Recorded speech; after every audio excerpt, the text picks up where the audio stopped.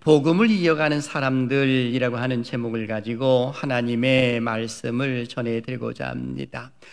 넌센스 퀴즈 하나 되겠습니다. 아마 아시는 분도 있겠습니다만은 세상에서 가장 일찍 주무시는 사람은 누굴까요? 세상에서 가장 빨리 주무시는 분 넌센스입니다. 모르시죠? 이미자. 한 가지를 더 말씀해 드리겠습니다. 시암탉의 천적은 누굴까요? 네, 시암탉의 천적은 바로 사위입니다. 그렇다면 우리는 자연스럽게 이런 질문을 하나 하게 됩니다.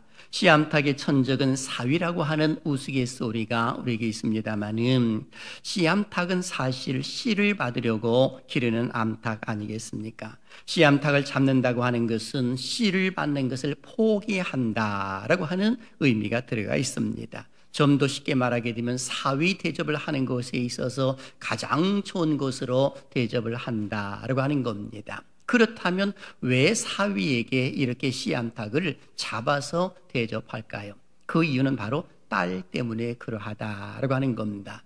물론 아들만 있으신 분들은 잘 이해를 못하겠습니다만은 딸 가지신 분들은 이 자기 딸이 출가를 해서 그리고 이 사위에게 사랑을 받고 그리고 부모님께도 사랑받기를 원하는 그런 마음이 부모에게는 다 있는 것 아니겠습니까? 그런데 이와 같은 모습을 영적으로 보게 되면 하나님이 세상을 너무너무나도 사랑을 하셨기 때문에 독생자 예수 그리스도를 이 땅에 보내주셨더라라고 하는 것입니다. 그래서 하나님 우리를 사랑하심으로 독생자이신 예수님이 이 땅에 오시게 되었고 예수님께서도 하나님의 마음을 읽으시고 그리고 공생의 삶을 사실 때에 가장 좋은 것을 우리에게 주시기를 기뻐하시는 그런 모습이 일어났음을 성경은 기록을 해놓고 있습니다. 그래서 하나님께서 주시는 그 놀란 은혜를 예수님께서 이어받으셨고 예수님께서 이어받으신 그 모습 가운데서 사랑하는 제자들을 선택을 하심으로 인하여서 그들에게 또 그 사역을 맡기시는 그런 모습들이 일어났던 것입니다. 12 제자를 선택을 하셨죠. 그리고 120분들을 선택을 하셔서 예수님께서는 그들에게 능력도 주시고 그리고 복음을 전하도록 만드시는 그런 모습이 일어났던 것을 보게 됩니다. 이것으로 끝나지 아니하시고 구속의 완성을 다 이루시고 난 이후에 장사 지낸 지 사흘 만에 살아나셨고 그리고 이 땅에 부활체의 모습으로 40일 동안 계셨으면서 그리고 몇 날이 못 되어 너희들은 이 성령으로 세례를 받을 것이니 예루살렘을 떠나지 말라라고 하심으로 인하여서 승천하시는 그런 모습이 일어났습니다. 그리고 예루살렘을 떠나지 아니했던 사람들이 120문도가 마가의 다락방에 모여서 약속을 기다리면서 간절히 기도했을 때에 그들에게 성령의 충만함이 임하셨음을 사도행전 2장은 잘 알려주고 있습니다. 왜 하나님은 이런 일을 행하셨을까요? 바로 그것은 복음을 이어가도록 하시고자 하시는 하나님의 분명한 의도가 계시더라라고 하는 것입니다. 예수님을 보내주신 것도 또 예수님께서 제자들을 선택하신 것도 성령의 이 강림 사건도 모든 것이 다 복음을 이어가도록 하시기 위한 하나님의 섭리라고 말할 수가 있을 듯합니다. 오늘 본문 속에서도 성령의 능력으로 복음을 전하다가 공회 앞에 서 있는 베드로와 요한의 모습을 우리는 보게 됩니다.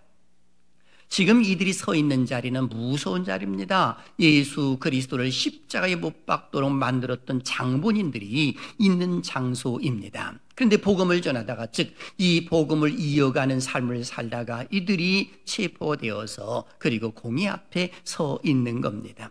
그런데 이들은 이 자리에 서 있으면서도 담대하게 복음을 전합니다. 어떻게 복음을 전할까요? 오늘 본문 12절을 보십시오. 같이 읽어볼까요? 시작.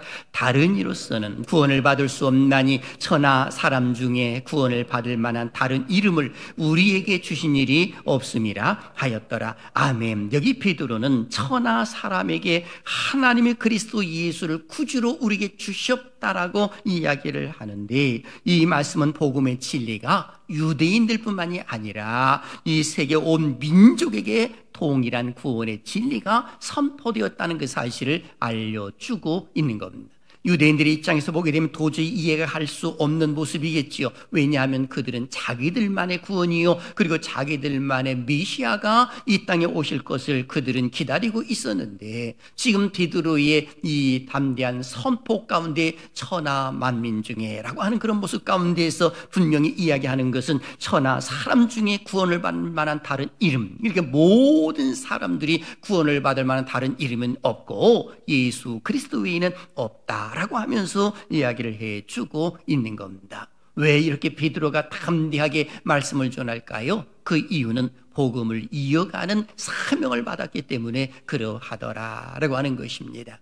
저는 이 말씀을 중심으로 해서 세 가지 질문을 통해 말씀을 전해드리고자 합니다. 첫째, 복음을 이어받은 사도로서 베드로는 어떠한 행동을 했을까? 그리고 둘째, 하나님은 어떻게 사도들을 보호해 주셨을까라고 하는 것입니다. 그리고 셋째, 복음을 이어받은 사람으로서 우리의 자세에 대해서 말씀을 전해드리고자 합니다. 사실 세상에 많은 사람도 사랑하는 자녀들에게 좋은 것을 이어주려고 하는 삶을 사는 것을 보게 됩니다. 어떤 사람들은 물질이 많음으로 인하여서 이 물질을 자녀들에게 그대로 남겨주려고 하는 부모들도 있고요. 어떤 사람들은 권력이 너무 좋아서 그 권력을 자녀들에게 이어주려고 하는 사람들도 있고요. 어떤 사람들은 내가 갖고 있는 기술이 너무나도 좋아서 이 기술을 자녀들에게 물려주고자 하는 그런 모습들도 있는 것을 보게 됩니다. 그럼에도 불구하고 가장 중요한 것을 물려줘야 할 것이 하나가 있는데 바로 그것은 복음이라고 하는 겁니다. 이 복음을 이어주지 않는다고 한다면 사실 모든 것들이 헛되고 헛된 겁니다. 아무리 내가 권력이 있고 아무리 돈이 많고 힘 있는 삶을 산다 하더라도 복음이 빠진다고 한다면 그것은 다 헛된 삶이요, 모래 위에 지어진 집이기 때문에 비가 오고 창수가 나서 그 벽에 부딪히게 되면 무너짐이 심하게 되는 그런 모습들이 일어나기 때문에 그런 것입니다. 좀 더 쉽게 이야기하게 되면 저는 어렸을 때 연을 날려본 적이 있습니다. 여러분, 연을 이렇게 날리다 보게 되면 연이 멀리로 날아가거든요. 그런데 구름 속으로 들어갈 때도 있습니다. 그럼 연이 보이지를 않습니다. 그럴 때 이 연이 잘 날고 있는지 날고 있지 않는지를 구분할 수 있는 하나의 방법이 있습니다. 그것은 바로 줄을 탁 당겨보게 되면 줄이 탱탱하게 되면 연이 잘 날고 있는 겁니다. 근데 그 연이 끊어졌다고 한다면 어김없이 그 줄이 쭉 처지는 것 보게 됩니다. 마치 이와 같은 겁니다. 복음이 없다면, 즉 예수 그리스도가 빠진다고 한다면 그야말로 추풍 낙엽처럼 떨어지고 마는 것이 우리의 인생이다라고 하는 것입니다. 그래서 하나님께서는 우리에게 가장 좋은 것을 주시기를 기뻐하시는 거죠. 그렇다면 하나님은 우리에게 어떤 것을 주시기를 기뻐하실까라고 하는 겁니다. 우리는 말할 것도 없이 바로 구원이라고 이렇게 말을 할 수가 있을 것입니다. 그렇습니다. 하나님은 오늘 우리에게 가장 소중한 구원을 주시기를 기뻐하십니다. 바로 그것은 영생으로 이어지는 것 아니겠습니까? 이것이 1차적인 모습이요, 그리고 좀 더 나가서는 하나님이 우리에게 주시는 그 구원이라고 말을 했을 때는 세상 속에서 삶을 살아갈 때에 하나님의 보호와 인도하심까지도 포함되는 것이 바로 구원이라고 이렇게 말을 할 수가 있는 겁니다. 죽어서만이 천국이 아니라 세상 속의 삶을 살아가면서도 하나님의 보호와 인도하심이 있다는 그 사실을 우리는 알아야 된다는 것이죠. 이 사실을 잘 알고 있었던 사람들이 바로 사도들, 그 가운데 베드로와 요한인 것입니다. 그러니 베드로와 요한은 자기들에게 주어진 이 복음을 이어가기 위하여서 위험한 자리임에도 불구하고 그들은 담대하게 복음을 전하는 그런 모습들이 일어났던 것입니다. 여러분, 베드로와 요한이 누굽니까? 우리가 잘 알고 있지 않습니까? 이들은 어부입니다. 공부를 많이 한 사람들이 아닌 것입니다. 그런데 우리 주님께서 이들을 부르셔서 제자 삼으셨지요. 제자 삼는 그런 모습 가운데 예수님께서 구속환사를 다 이루시고 그리고 부활하신 모습 가운데 예루살렘을 떠나지 말라고 이야기를 하셨을 때 이들은 그대로 순종을 하고 따랐던 사람들이다 라고 이렇게 볼 수가 있는 것입니다. 그리고 성령 강림 사건으로 인하여서 그들이 능력을 받고 한 곳에 머물러 있지 아니하고 그리고 그들은 나가서 복음을 전하는 그런 모습들이 일어났던 겁니다. 사도행전 3장을 보게 되면 나면서부터 된 안진뱅이를 만나게 됩니다. 새 9시에 성전에 기도하러 올라가다가 한 푼 주세요 라고 하시는 이 안진뱅이, 이 나면서부터 안진뱅이니까 한 번도 걸어보지 못한 사람입니다. 그때 베드로가 말하지요. 은과 금은 내게 없거니와 내게 있는 것을 내게 주노니 나사렛 예수 그리스도의 이름으로 일어나 걸어라 하면서 그의 오른손을 잡아 일으켰을 때에 그 자리에서 벌떡 일어나는 하나님의 역사가 일어났습니다. 이 소문이 날로 퍼지기 시작을 하는 것이죠. 많은 사람들에게 이 소문이 막 퍼지기 시작을 하니 솔로몬 행각에 많은 사람들이 모였고요. 모여있는 그 가운데서 베드로는 담대하게 하나님의 말씀을 전함으로 인하여서 그때 예수 그리스도를 믿고 회개하고 돌이킨 자가 몇 명이나 되느냐? 5천이나 되었다라고 사도행전 4장 4절 속에서는 기록을 해놓고 있는 것을 보게 됩니다.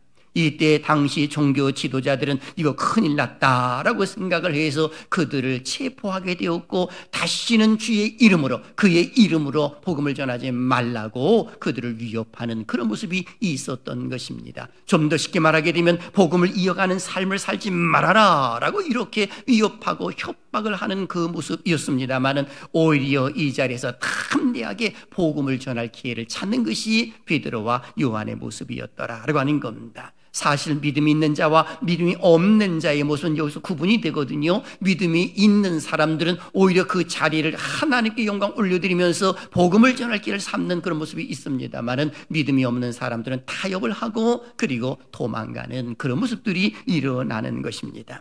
그러면 우리는 첫 번째 질문을 해봅니다. 복음을 이어받은 사도로서 베드로는 어떠한 행동을 보여주었을까요? 첫째, 예수님께서 진정한 구원의 초석임을 선포합니다. 오늘 본문 11절 한번 보십시오. 읽어봅니다. 시작. 이 예수는 너희 건축자들의 버린 돌로서 집모퉁이의 머릿돌이 되었느니라. 아멘. 여기 보면 베드로는 시편 118편 22절을 인용을 해서 지금 말씀을 전하고 있습니다.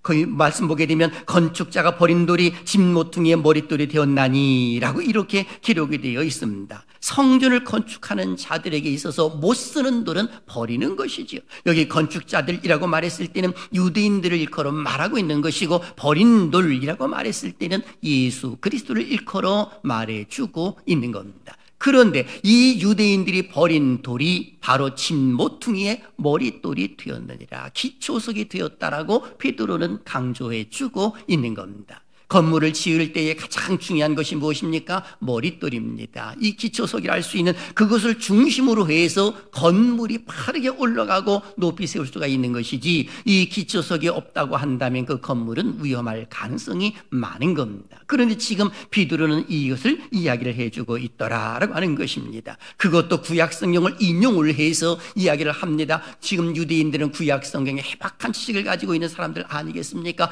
더욱이 사내들인 공회원들은 거기에 대해서 박사 정도 될 수 있는 사람들입니다. 그런데 그들을 향하여서 구약 성경을 인용을 해서 너희들이 버린 돌이 머릿돌이 되었다라고 말하는 겁니다. 두 번째는 예수 그리스도를 담대하게 전하지요. 13절을 보십시오. 또 읽어볼까요? 시작. 그들이 베드로와 요한이 담대하게 말함을 보고 그들을 본래 학문 없는 범인으로 알았다가 이상히 여기며 또 전에 예수와 함께 있던 줄도 알고. 아멘. 여기 보니까 베드로의 막힘없는 변론으로 인하여서 사내들인 유대 종교 지도자들이 지금 두려워하고 있는 겁니다. 오히려 공포와 위협을 받고 있는 그 모습을 여기 성경 속에 기록이 되어 있는 겁니다. 이들은 다 알고 있지요. 지금 여기 베드로가 누구라고 하는 것도 알고 있습니다. 예수님의 수제자인 것도 알고 있고 그가 어부 출신이라는 것도 알고 있습니다. 심지어는 학문 없는 범인으로 알고 있었다라고 성경은 기록을 해놓고 있습니다. 이 말의 의미는 당시 율법의 고등교육과 종교 지도자들이 정해놓은 규례들을 교육받지 못한 천민이다라고 이렇게 생각을 하고 있었다는 겁니다. 오늘날로 보게 되면 공부를 아예 하지 않는 그런 사람들 걸어 말하는 거죠. 그러니까 학문 없는 범인으로 알았는데 그들이 얼마나 말씀을 담대하게 전하고 변론을 하는지 오히려 지도자들이 위협을 당하는 그런 모습들이 일어났더라는 것입니다. 그러면 어떻게 해서 이런 모습이 나타날까요? 바로 예수 그리스도를 믿는 믿음 때문에 그런 겁니다. 그래서 제가 어렸을 때는 예수쟁이라고 하는 이야기를 참 많이 들었거든요. 어르신들이 저분은 예수쟁이야 이런 말을 했습니다. 그때는 쟁이가 뭔지를 몰랐지만 커서 보니까 쟁이라고 말했을 때는 바로 전문가를 일컬어서 쟁이라고 부르더라고요. 그러니까 예수 믿는 것에 있어서의 전문가라고 하는 그런 모습을 사람들이 예수쟁이 이야기를 했습니다. 특히 말을 잘하기 때문에 예수쟁이라고 이렇게 말을 했던 것이죠. 바로 그 말 잘하는 것은 그리스도로부터 오는 지혜 때문에 그런 겁니다. 그래서 골로새 2장 3절을 보십시오. 그 안에는 지혜와 지식의 모든 보화가 감추어져 있느니라. 즉 그 안에가 뭡니까? 예수 그리스도 안에는 지혜와 지식의 모든 보화가 감추어져 있다라고 말합니다. 그래서 고린도전서 1장 24절을 보십시오. 기록된 거 읽어볼까요? 시작. 그리스도는 하나님의 능력이요 하나님의 지혜니라. 아멘. 그리스도는 뭐라고 표현되어 있습니까? 하나님의 능력이요 하나님의 지혜니라. 그러니 베드로가 이 지혜를 가지고 구약 성경을 인용을 하고 담대하게 말씀을 전하는 그런 모습들이 일어났더라라고 하는 것입니다. 그리고 세 번째는 치유받은 자가 함께함을 알았습니다. 다시 말하면 하나님께서 살아계신다는 그 사실을 증거로 보여준 장본인이 옆에 머물러 있는 겁니다. 그래서 14절을 보십시오. 또 병나은 사람이 그들과 함께 서 있는 것을 보고 비난할 말이 없는지라. 그러니까 이 사람이 치유함을 받고 난 이후에 베드로와 요한이 공회 앞에 체포되어 간다고 하는 이야기를 듣고 함께 동참하는 그런 모습들이 일어났다는 겁니다.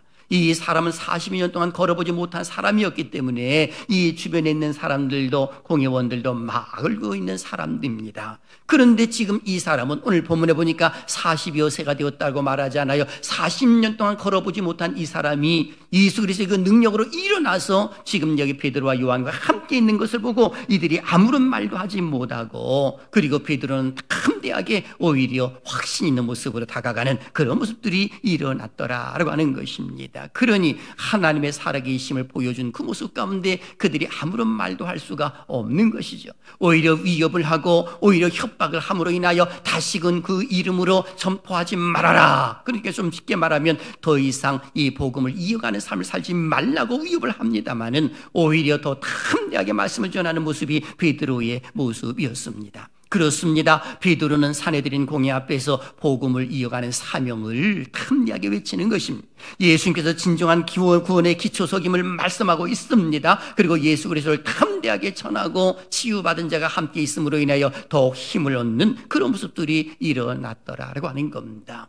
어떻게 베드로가 이렇게 담대함을 얻을 수가 있었을까요? 물론 성령에 관한 능력에 힘입어서 그런 모습이 있습니다만은 그 이전에 이 베드로가 가지고 있었던 그 사명을 우리 주님께서 주셨기 때문에 그런 것입니다. 실제로 베드로는 예수님을 3번씩이나 부인했던 사람 아니겠습니까? 다 주를 버릴지라도 나는 주를 버리지 않겠습니다라고 호언장담하고 있는 베드로를 향하여 예수님은 네가 오늘 밤 닭울기 전에 3번 나를 부인하리라. 어김없이 예수님이 체포당하는 거 신문당하는 모습 가운데 3번씩이나 예수님을 부인했던 사람이 베드로예요.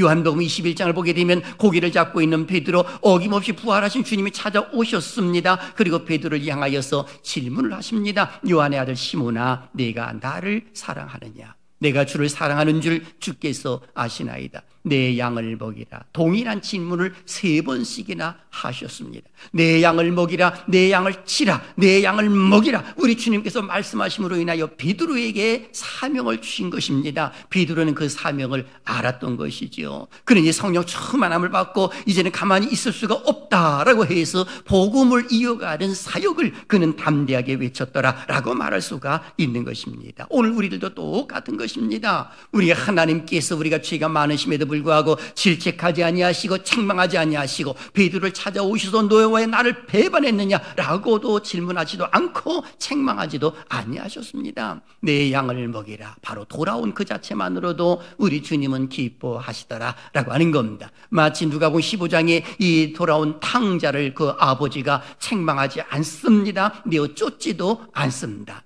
다만 중요한 것은 그 모든 것들을 회복시켜줌으로 인하여서 내 아들이라고 하는 그 사실을 알려주고 공부하는 것밖에 없었습니다. 동일한 것이지요. 오늘 우리가 지난 시간에 어떻게 살았는지 우리는 모르죠. 그럼에도 불구하고 하나님께서 우리를 부르셨고 용서해 주심으로 인하여 이 자리에 불러 모아 주신 줄로 믿습니다. 왜요? 복음을 이어가는 삶을 살라고 하시는 하나님의 분명한 의도가 있으신 겁니다.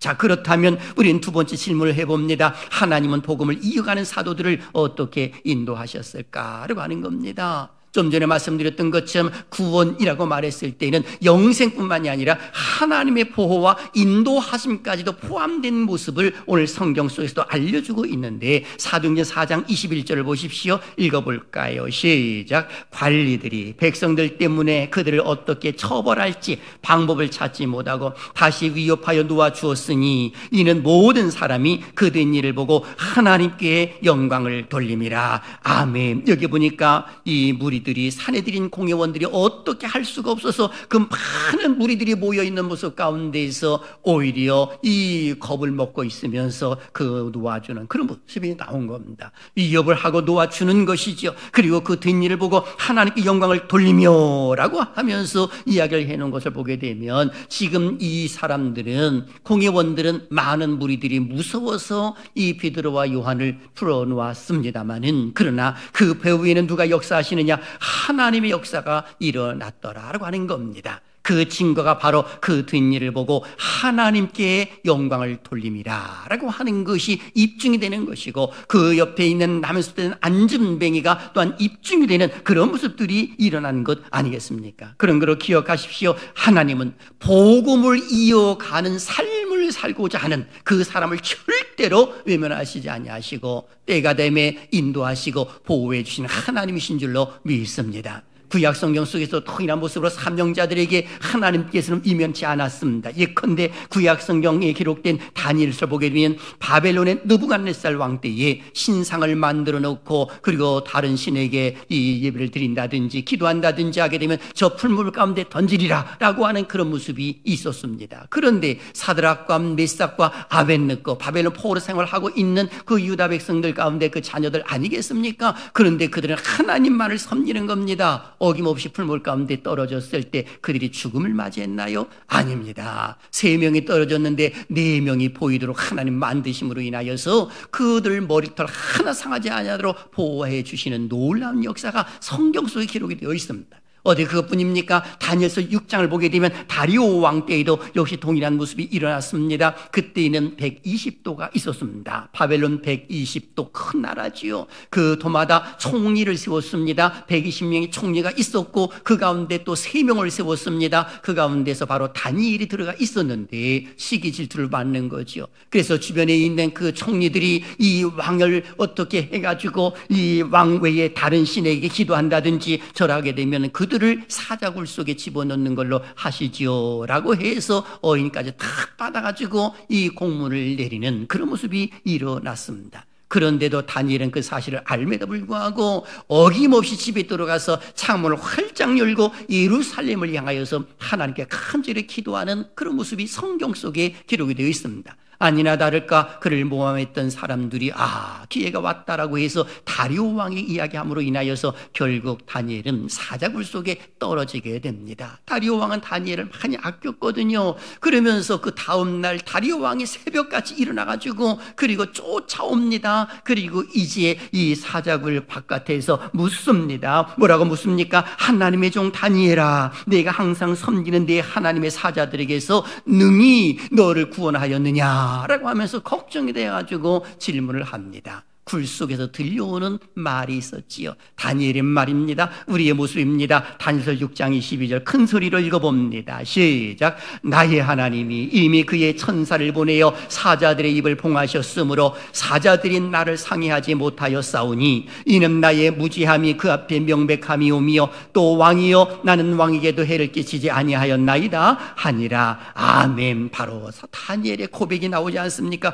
하나님이 이미 천사를 보내어 사자들의 입을 봉하셨다라고 기록하고 있습니다. 이것이 하나님의 보호예요. 저는 우리 하나님께서 지금 다니엘을 보호하시고 다니엘의 세 친구를 보호하시고 베드로와 요한을 보호하신 하나님, 사랑하시는 여러분들도 보호해 주시기를 주님의 이름으로 축원합니다. 우리는 그런 사람들인 줄로 믿습니다. 왜 그렇습니까? 우리는 내 것은 내 인생이 아니고 하나님의 것이기 때문에 그런 거예요. 기억나시지요? 이사야 43장 1절을 보십시오. 야곱아 너를 창조하신 여호와께서 지금 말씀하시느니라. 이스라엘아 너를 지으신 이가 말씀하시느니라. 너는 두려워하지 말라. 내가 너를 구속하였고 내가 너를 지명하여 불렀나니 너는 내 것이라. 한번 따라 하실래요? 나는 하나님의 것입니다. 다 같이요. 시작. 나는 하나님의 것입니다. 아멘. 나는 하나님의 것이라고 하는 그 사실에 우리는 감사할 수밖에 없는 겁니다. 그런 거로 사랑하신 여러분, 오늘 나를 힘들게 하는 것이 있다면 과연 그것이 무엇입니까?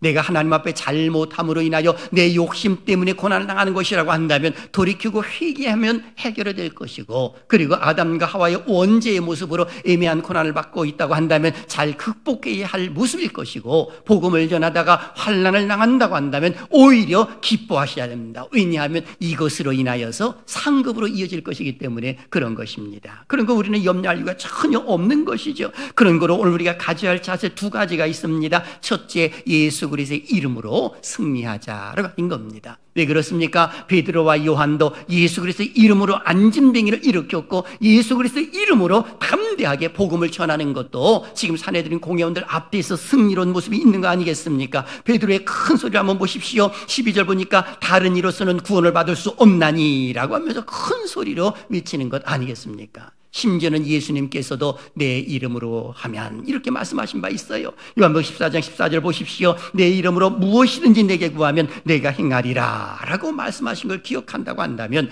예수님의 이름으로 기도하면 응답받는 줄로 믿습니다. 예수 그리스도의 이름으로 기도하게 되면 사탄도 도망가게 될 줄로 믿습니다. 본래 우리는 다 공중권세 잡은 자의 밑에 있었던 사람들 아니겠습니까? 그런데 예수 그리스도의 은혜로 말미암아 우리가 하나님의 자녀라 반열에 다 섰던 것입니다. 그래서 에베소 2장 1절로 말하는 것입니다. 그는 허물과 죄로 죽었던 너희를 살리셨도다. 그때 너희는 그 가운데서 행하여 이 세상 풍조를 따르고 공중의 권세 잡은 자를 따랐으니 그 지금 불순종의 아들들 가운데서 역사하는 영이라 라고 기록하고 있는 겁니다. 그러니 지금 우리를 다스리신 분은 공중 권세 잡은 자가 아니요 살아계신 하나님의 능력에 우리가 다스림 받고 있는 줄로 믿습니다. 그래서 예수 이름을 앞세우는 것이 첫 번째요. 두 번째는 주님의 뜻을 따르는 성도가 되어야 하는 겁니다. 오늘 베드로와 요한을 협박을 합니다. 위협을 합니다. 다시는 그의 이름으로 이와 같은 일을 행하지 말라고 말합니다. 그랬더니 베드로와 요한이 담대하게 말하는 것을 보십시오. 우리의 모습입니다. 19절 20절 기록된 걸 읽어봅니다. 시작.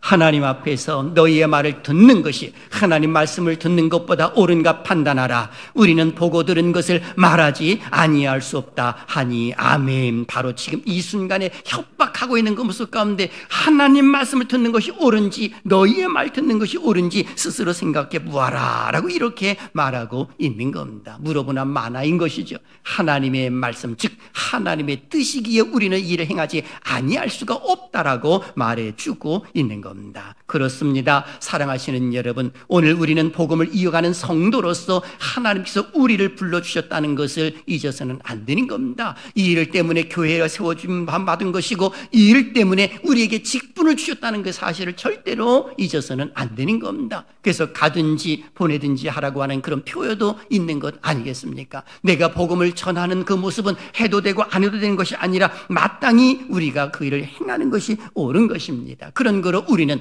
교회 안에서 열심히 전도하는 사람들이 있다고 한다면 박수를 쳐주고 용기를 주고 격려를 해주고 힘을 실어주는 것이 옳은 겁니다. 특히 전도인들이 열심히 나와서 복음을 전하는 그런 모습 가운데서 우리 기독교인들은 우리 교인들은 기도를 해줘야 함과 동시에 어떤 경우에는 또 물질로도 또 후원을 하고 먹을 것도 공개를 하면서 열심히 해가도록 만들어주는 것이 옳다라고 하는 겁니다. 무엇보다도 기억하십시오. 이제 새 생명 운동이 오늘 발대식으로 인해서 시작이 됩니다. 여기에서 방관하지 말고 내가 주인공이라고 하는 그 사실을 절대로 잊어서는 안 되는 겁니다. 왜 그런지 아시죠? 이 보배의 질그릇 같은 모습의 질그릇 같은 우리의 몸에 보배로 오신 예수 그리스도가 계시기 때문에 그런 겁니다. 그런 거로 이것을 전해도 되고 안 전해도 되는 것이 아니라 마땅히 해야 할 일인 것이죠. 그래서 고린도후서 4장 7절 보십시오. 우리가 이 보배를 질그릇에 가졌으니 이는 힘이 큰 능력은 하나님께 있고 우리에게 있지 아니함을 알게 하려 함이라. 좀 더 쉽게 말하게 되면 복음을 전하는 것이 내 힘 가지고 안 된다는 겁니다.